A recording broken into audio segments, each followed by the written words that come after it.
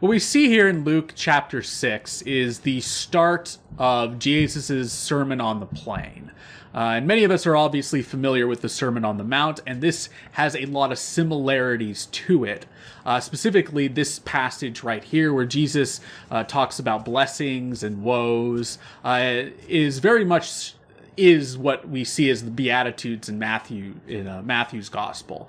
There are some differences. The big thing that kind of is the focus here is Jesus is talking to his disciples and his followers, and he's sort of preparing them for what was going to be the period after his death.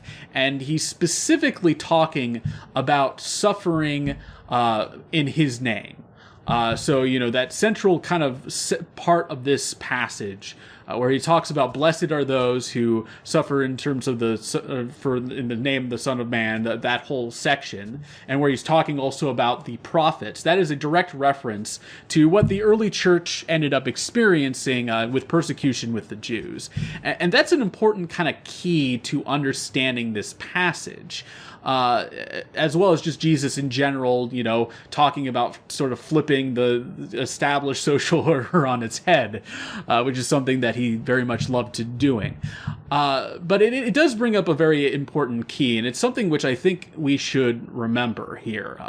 Jesus is calling his disciples at this point to preach the gospel, to preach what he has been teaching, regardless of what happens, regardless of whatever persecution they might face as a result of that, and that they should, persevere in that and continue moving on with that, because they will be rewarded at the end.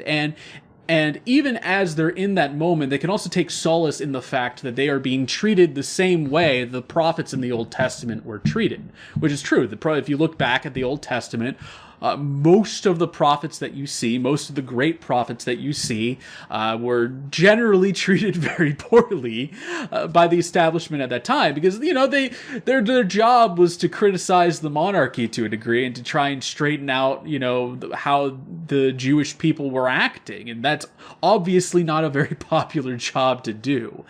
So Jesus is using that to really get his followers into that mindset to go and do the gospel. So what does that mean for us today?